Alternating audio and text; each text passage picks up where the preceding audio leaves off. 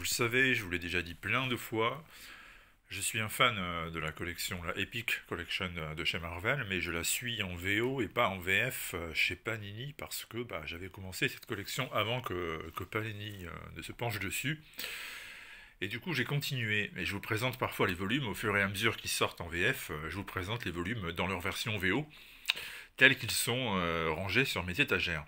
C'est ainsi que Ghost of the Past, les fantômes du passé, qui est un des volumes de la collection de Spider-Man, et je vais vous le présenter là aujourd'hui. Alors là, on se retrouve à l'époque où Ron Frenz était le dessinateur de la série, et Tom DeFalco le scénariste.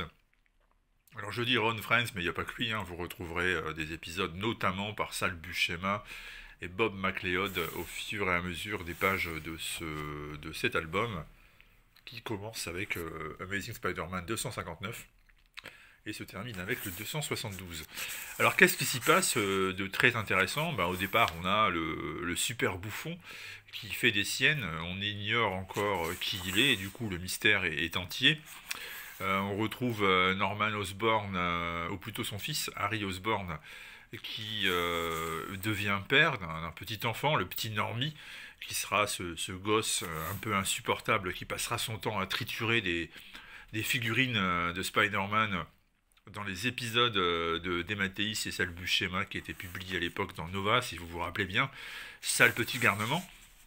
Et c'est également le moment où Peter Parker a vu son identité secrète révélée en quelque sorte. Mary Jane est au courant que Peter est Spider-Man et du coup ça modifie profondément leur relation.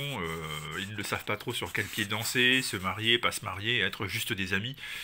Être des amants, et à l'époque on est encore en pleine incertitude. Donc ça c'est ce qui rythme les premiers épisodes de la série, c'est un peu ce qui passe dans la tête du tisseur de toile.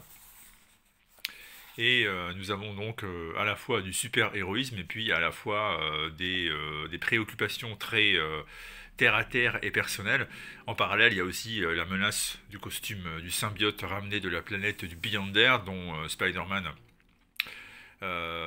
était parvenu à se séparer grâce au Fantastique, et le symbiote va refaire parler de lui et va de nouveau devenir provisoirement une menace. Alors ces épisodes-là sont très intéressants, moi je les trouve classiques dans leur forme, mais très vite on avait droit à quelque chose d'intéressant à lire.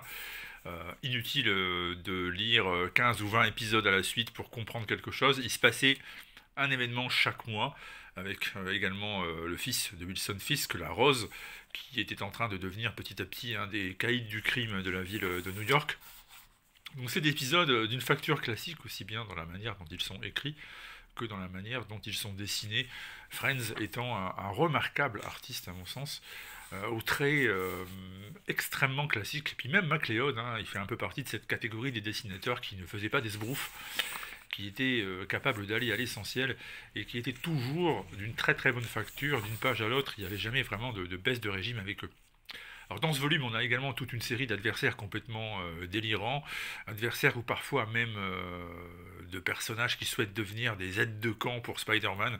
Alors c'est ainsi qu'on aura par exemple Frogman, ou bien le Spider-Kid que vous voyez ici avec ses tentacules inspirés par Octopus.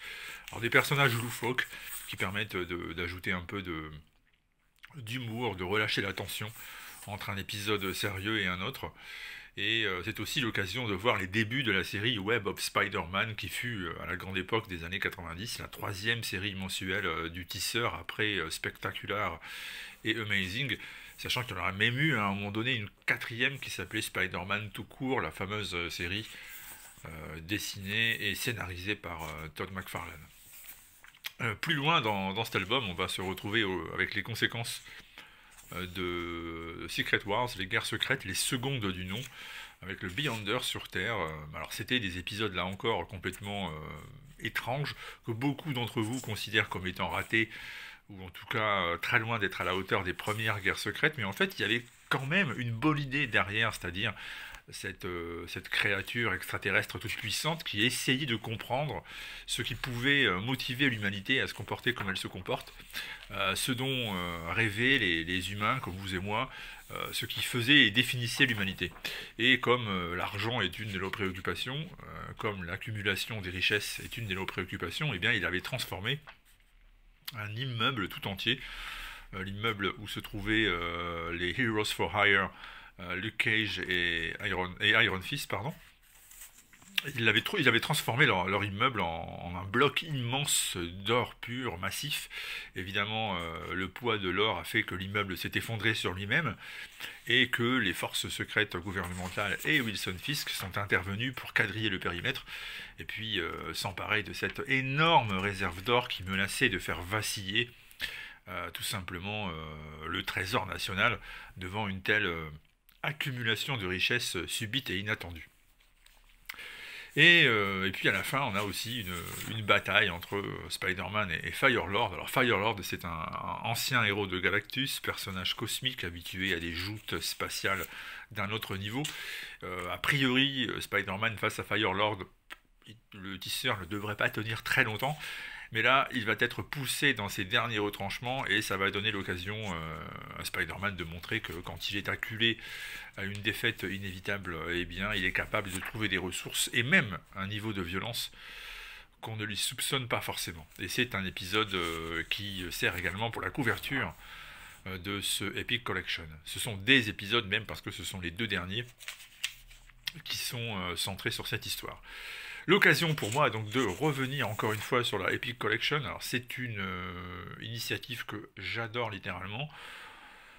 Ça avait commencé par la VO, donc c'était pour moi l'occasion de combler quelques trous dans certaines séries et puis de passer à autre chose que les fascicules qui finissent par mal vieillir et devenir parfois s'endommager tout seul finalement, tellement les pages sont fines et tellement le temps les abîme. Ça permettait de conserver ça sous forme de jolis albums, finalement pas si chers que ça, parce que c'était à l'époque quand ça commençait à sortir, on pouvait les trouver entre 35 et 40 euros sur internet assez facilement, ou dans votre comic shop si jamais la parité dollar-euro n'était pas trop exagérée. Eh bien maintenant ça a un peu augmenté, comme tout évidemment, mais ça reste quand même une collection que j'adore, et puis Panini en VF vous permet d'avoir la même chose pour une somme inférieure. Donc à mon avis, si vous aimez les comics des années 80 et 90, la collection Epic elle est faite pour vous, vous devriez vraiment vous y pencher. Voilà, c'était pour ce volume consacré à Spider-Man, Les Fantômes du Passé, Ghost of the Past en allemand, évidemment, vous avez reconnu la langue. Et c'est un de ces albums au goût rétro, auquel on ne pense pas forcément, mais qui vous réserve de très très bons moments de lecture. En tout cas, moi j'ai vraiment apprécié relire tout ça et me replonger dans ces histoires. A très vite pour d'autres petites vidéos comics, et d'ici là, eh bien, bonne lecture, quelle que soit votre lecture. A très vite.